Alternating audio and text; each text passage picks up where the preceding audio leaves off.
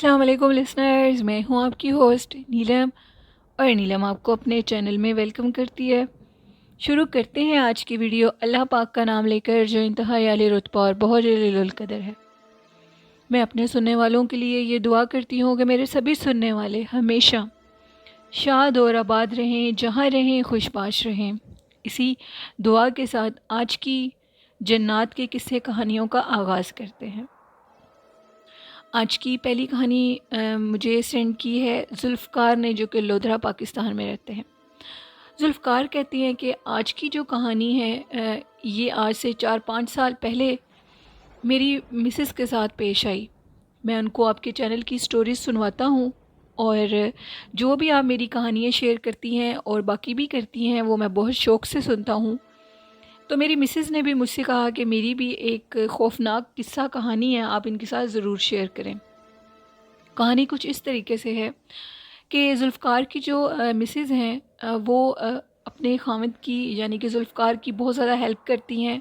घर के कामों में भी वो जुल्फ़कार भी उनका साथ देते हैं और बाहर ज़मींदारा और ये जो फसलें वगैरह होती हैं इनमें भी वो अपने खामिद का बराबर से साथ देती हैं।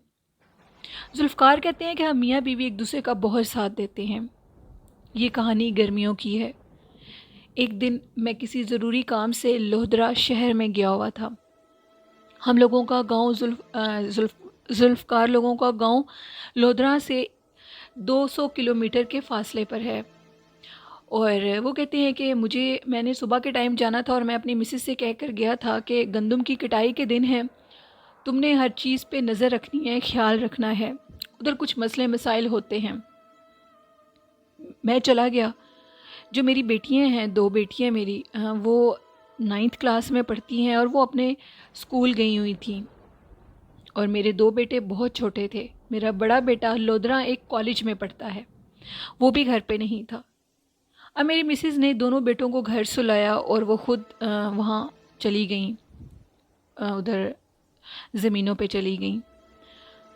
तो अचानक से वो क्या देखती हैं कि 2 औरतें हैं, शदीद गर्मी है और हम लोगों की जो ज़मीन, जो गंदम की फसल है वो हम लोगों की वो सबसे उधर हम लोगों के अलावा इर्द गिर्द और किसी की भी मतलब फसलें वगैरह नहीं हैं, हम लोगों की ही हैं उधर, और बाकी इलाका सारा ऐसे ही खाली मैदान है। वो क्या देखती हैं कि 2 औरतें काफ़ी दूर से चलती हुई आ रही हैं, शदीद गर्मी है और उन्होंने सर पे कोई चीज़ बाकायदा रखी हुई है। जब वो औरतें बिल्कुल मेरी मिसेस के करीब आईं तो मेरी मिसेस क्या देखती हैं कि वो 2 औरतें बिल्कुल भी इस गांव की नहीं हैं, क्योंकि गांव में जो भी लोग होते हैं सब एक दूसरे को जानते हैं, सब एक दूसरे का पता रखते हैं, कौन कौन है सब जानते हैं। मेरी मिसेस ने कहा कि तुम लोग मुझे इस गांव की नहीं लगती, तो तुम लोग इतनी गर्मी में कहाँ से आ रही हो? उन्होंने कहा हम इधर करीब ही रहती हैं, हम तुम्हें जानती हैं, लेकिन शायद तुम हमें नहीं जानती। हम लोगों ने तुम्हें देखा, तुम गर्मी में बैठी हुई काम कर रही हो, हमें अच्छा नहीं लगा, तो हमने सोचा क्यों ना हम तुम्हारे लिए कुछ खाने की चीज़ें ले आएँ। उन्होंने अपने सर के ऊपर बाकायदा चीज़ें भी रखी हुई थी। जुल्फ़कार की बीवी ने कहा, उनका नेम उन्होंने मेंशन नहीं किया अपनी मिसेस का, उन्होंने कहा कि नहीं मुझे भूख नहीं लगी, मैंने कुछ भी नहीं खाना। उन्होंने ज़बरदस्ती उनसे ये कहा कि तुमने खाना खाना है और हम तुम्हारे लिए खाना लाए हैं और अब तुम्हें ये खाना खाना पड़ेगा, और बड़ी अच्छे तरीके से उनसे बातें करने लग गई। जुल्फ़कार की बीवी ने कहा शायद कोई अल्लाह वाले हों, चले मैं खाना खा लेती हूँ। जैसे ही उन्होंने खाने का वो कपड़े में उन्होंने खाना बांधा हुआ था और उन्होंने जैसे ही खाने को खोला तो उसमें से बहुत मज़े की खुशबू आ रही थी खाने की। उसमें उन्होंने कहा जो खाना बना हुआ था वो चिकन बना हुआ था और साथ अजीब से फ्रूट्स थे उनके पास जो कि मैंने कभी नहीं देखे। वो बहुत ठंडे फ्रूट्स थे और दूसरी औरत ने जो सर पे वो रखा हुआ था खाने का कपड़ा बांध के, उसमें से जब उसने खोला तो उसमें से ठंडा यख पानी और ठंडी यख लस्सी थी और उसकी खुशबू भी बहुत अजीब थी। मैं बड़ी हैरान हुई कि ये इतना अच्छा, इतना मेहरबान आखिर कौन है आजकल के दौर में। جیسے ہی ہم نے کھانا کھانا شروع کیا تو میں نے اس عورت سے کہا، یعنی کہ ذوالفقار کی بیوی نے جو وہ عورتیں تھیں ان سے کہا کہ آپ لوگ بھی کھانا کھاؤ۔ اس نے کہا ہم نے کھانا نہیں کھانا، کھانا تمہارے لیے ہے، بس یہ ایک ہی آدمی کا کھانا ہے۔ میں نے خوب پیٹ بھر کے کھانا کھایا، پانی پیا، لسی پی، اور ذوالفقار کہتے ہیں کہ آپ لوگ یقین نہیں کریں گے، وہ جو کھانے کا ذائقہ تھا وہ آج تک میری مسز کہتی ہیں، میں نے اتنی ان کی ایج ہو گئی ہے، میں نے آج تک وہ کھانا نہیں کھایا، ایسا سالن کا ذائقہ کبھی بھی نہیں کھایا۔ جیسے میں نے وہ کھانا کھایا تو ان عورتوں نے فوراً سے اس کپڑے کو تہہ لگائی اور کہا کہ اب ہمارے جانے کا ٹائم ہے، بس ہم لوگ جا رہی ہیں۔ وہ اسی راستے سے، جس راستے سے آئیں وہ اسی راستے کی طرف جانے لگی۔ ذوالفقار کی بیوی کہتی ہیں جب وہ اٹھی تو اچانک میرے ذہن میں نہیں تھی یہ بات، جب میری نظر پڑی تو ان کے پاؤں بہت عجیب شیپ کے تھے، الٹے نہیں تھے لیکن پیروں کی شیپ بہت عجیب تھی۔ میں بہت ڈر گئی، اب میں سہم گئی، میں نے کہا کہ اگر میں بولوں گی تو شاید یہ مجھے کوئی نقصان دے دیں۔ اس کے بعد ایسا ہوا کہ اس کے بعد میں نے کیا دیکھا کہ وہ جو عورتیں ہیں وہ جس راستے کی طرف سے آئی ہیں وہ اسی راستے کی طرف جا رہی ہیں۔ جاتے جاتے میں نے ایک اتنا عجیب منظر دیکھا کہ وہ جو دو عورتیں تھیں وہ میرے سامنے، وہ جو درخت بنے ہوئے تھے ان درختوں کے پاس جا کر غائب ہو گئیں۔ میں بہت زیادہ ڈر گئی اور میں نے ڈرتے ڈرتے یہ سوچا کہ ان عورتوں نے مجھے کوئی نقصان نہیں دیا، اب مجھے ان کے بارے میں کسی کو بتانا بھی نہیں چاہیے۔ میں نے اس ٹائم یہی مناسب سمجھا کہ کیوں نہ میں ادھر سے چلی جاؤں میں وہاں سے اٹھی اور اٹھ کے میں وہاں سے چلی گئی، اور جاتے جاتے مجھے پیچھے سے عجیب و غریب آوازیں آ رہی تھیں، وہ آوازیں بہت عجیب تھیں۔ جیسے ہی میں گھر آئی تو میں نے اپنے خاوند کو یہ ساری بات بتائی۔ میں نے اپنے بچوں سے اس بات کا ذکر اس لیے نہیں کیا کہ وہ ڈر جائیں گے، اور اس لیے یہ کہانی جو انہوں نے میرے ساتھ شیئر کی وہ ذوالفقار کے مسز کی کہانی تھی جو میں نے آپ کے ساتھ شیئر کی۔ بہت شکریہ ذوالفقار اپنی کہانی میرے ساتھ شیئر کرنے کے لیے۔ بڑھتے ہیں آج کی دوسری خوفناک کہانی کی طرف۔ یہ کہانی میرے ساتھ شیئر کی ہے رمیسہ نے، جو کہ فیصل آباد میں رہتی ہیں۔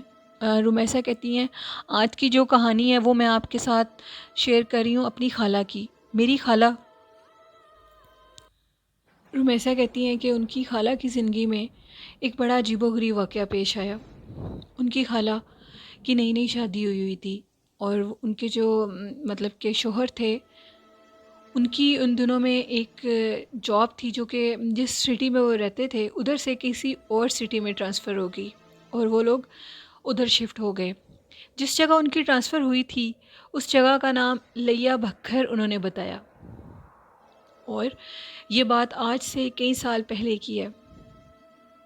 میری خالہ بتاتی ہیں کہ جب ہم لوگ اس گھر میں شفٹ ہو گئے تو وہ گھر خاصا عجیب تھا، یعنی کہ صحن سارا مٹی کا تھا، اور جیسے کہ سیمنٹ کے برآمدے بنے ہوتے ہیں ان برآمدوں کے اندر 2 کمرے تھے، اور سامنے کافی دور کر کے صحن میں ایک واش روم تھا۔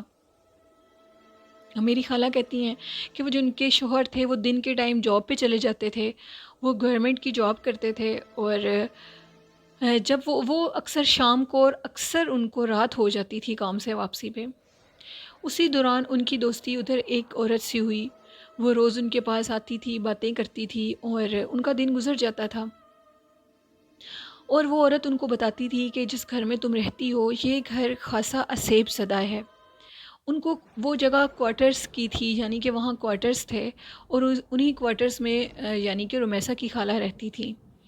وہ کہتی ہیں کہ میں نے اس عورت سے پوچھا کہ کیسے یہ جگہ عجیب ہے، عصیب زدہ ہے، تو انہوں نے کہا کہ ادھر اکثر جنات نظر آتے ہیں واش روم والی سائڈ پہ، کیونکہ جہاں پہ واش روم تھا اس کے آگے بھی بہت زیادہ کھلا میدان تھا، یعنی کہ وہ ساری جگہ انہی کے پاس تھی۔ وہاں پہ بھی اور کوارٹرز بننے تھے، اور کافی کوارٹرز وہاں پہ بن چکے تھے، اور اکثر وہ جنات کبھی سانپ کے روپ میں نظر آتے ہیں، کبھی وہ جنات بچوں کے روپ میں، اور ایسے ان کے نظارے سارے لوگ دیکھتے ہیں لیکن وہ کسی کو نقصان نہیں دیتے۔ انہوں نے کہا ٹھیک ہے، اگر کچھ ایسا ویسا ہوا بھی تو میں دیکھ لوں گی، تم ابھی مجھے ڈراؤ مت۔ ایک دن رمیسہ کہتی ہیں کہ ان کی خالہ کے جو ہسبینڈ تھے یعنی کہ ان کے شوہر، وہ کافی رات کو لیٹ گھر آئے، ان کی آنکھ کھلی تو ٹائم کافی زیادہ ہو چکا تھا۔ انہوں نے ان کو کال کی، انہوں نے پوچھا کہ آپ ابھی تک آئے ہی نہیں ہیں، جس پہ انہوں نے کہا کہ آج میں شاید رات کو لیٹ آؤں اور اذانوں تک میں آؤں گا، فجر کی اذانوں تک، تو میرا ویٹ مت کرو اور دروازے کو اچھے سے لاک کر لو باہر سے۔ وہ دروازے کو انہوں نے دروازے کے لاک کو پھر جا کر چیک کیا، انہوں نے دروازے کو لاک لگایا اور وہ واش روم میں چلی گئی۔ جیسے ہی وہ ان کے واش روم میں ایک زیرو کا بلب جس کو بولتے ہیں انہوں نے وہ لگایا ہوا تھا۔ ابھی وہ واش روم میں اندر انٹر ہوئی ہیں تو وہ کیا دیکھتی ہیں کہ بہت بڑا سانپ، یعنی کہ اس کی بیٹھے ہوئے کی ہائٹ 7 فٹ کے انسان جتنی ہوگی، اس کا اتنا ہیوج تھا، وہ اتنا بڑا سانپ تھا کہ اس کا ڈھیر لگا ہوا تھا، اس کا وہ کالا سیاہ سانپ عجیب و غریب آوازیں نکال رہا تھا۔ میری خالہ نے ابھی 2 قدم اندر ہی رکھے تھے واش روم میں کہ ان کی چیخنے کی، چلانے کی آوازیں شروع ہو گئیں اور وہ بھاگ گئیں ادھر سے۔ انہوں نے جا کر اپنے روم کو لاک لگا لیا اور فوراً اپنے شوہر کو کال کی اور ان کو یہ سارا ماجرا بتایا، جس پہ انہوں نے کہا تمہارا وہم ہوگا، تم نے اس عورت سے یہ باتیں سنی ہیں، وہی تمہارے ذہن میں آ رہی ہیں، تم دوبارہ جا کر دیکھو ادھر ایسا کچھ نہیں ہے۔ جس پہ ان کی خالہ نے کہا کہ میں نہیں جاؤں گی، اگر اب میں گئی تو وہ ہو سکتا ہے وہ سانپ مجھے جان سے مار دے، وہ مجھے کھا جائے، وہ بہت بڑا سانپ ہے۔ ان کے شوہر نے کہا تم ایک دفعہ جا کر دیکھو۔ وہ جیسے ہی اپنے روم سے باہر نکلیں تو وہ کیا دیکھتی ہیں کہ وہ جو سانپ تھا وہ اس واش روم سے نکل کر وہ جو دوسری سائڈ پہ خالی صحن تھا، ادھر پیچھے درخت بھی کافی تھے، ان کی آنکھوں کے سامنے وہ عجیب و غریب اتنا بڑا سانپ وہاں سے نکلا اور نکل کر ان درختوں کے اوپر چڑھا اور چڑھ کر ادھر ہی اندر چلا گیا۔ جو بھی ہوا وہ وہاں کا اسیب تھا، جنات تھے، جو بھی تھے۔ اس کے بعد ان کی جو بیوی تھی انہوں نے کہا کہ میں ان کوارٹرز میں نہیں رہ سکتی، وہ اپنی امی کے پاس چلی گئیں، اور اس طرح کچھ عرصے کے بعد رمیسہ کے خالو کی بھی وہاں سے ٹرانسفر ہو گئی اور وہ لوگ کسی اور جگہ چلے گئے۔ یہ کہانی تھی رمیسہ کی جو انہوں نے میرے ساتھ فیصل آباد سے شیئر کی۔ بہت شکریہ رمیسہ اپنی کہانی بھیجنے کے لیے۔ تو لسنرز، یہ تھی آج کی خوفناک کہانیاں، آئی ہوپ آپ لوگوں کو ضرور پسند آئی ہوں گی۔ اور لسنرز جنہوں نے ابھی تک میرے ساتھ اپنی کہانیاں شیئر نہیں کی تو ڈسکرپشن باکس میں میرے ای میل آئی ڈی اور فیس بک میسنجر کا لنک بھی میں نے شیئر کیا ہے، ادھر بھی آپ اپنی سٹوریز میرے ساتھ شیئر کر سکتے ہیں۔ اگر آپ کو میرے چینل کی کہانیاں اچھی لگتی ہیں تو مجھے زیادہ سے زیادہ سپورٹ کریں اور میرے چینل کو لائک کریں۔ اور میں یہ بھی امید کرتی ہوں کہ جنہوں نے ابھی تک مجھ سے اپنی سٹوریز شیئر نہیں کی تو وہ بھی میرے لسنر اپنی کہانیاں میرے ساتھ شیئر کریں گے۔ اور آج کا اچھا میسیج یہ ہے کہ قرآن پاک پڑھیں، دن میں ایک دفعہ ضرور قرآن پاک کو کھولیں، قرآن پاک کی تلاوت کریں اور اس کی تلاوت کے بعد اس کا ترجمہ بھی بخوبی پڑھیں، کیونکہ ترجمہ پڑھنے کے بعد ہی ہم جیسے لوگوں کو قرآن پاک کی سمجھ آتی ہے۔ قرآن پاک کو ترجمے کے ساتھ پڑھنے کے بعد انسان کو کسی بھی مولوی یا مفتی کے پاس جانے کی ضرورت نہیں پڑتی، وہ اپنے جو روزانہ کے اعمال ہیں، جو کام ہیں، ان کو بڑے اچھے طریقے سے ان میں اپنی اصلاح کر سکتا ہے، اپنے بچوں کی اصلاح کر سکتا ہے۔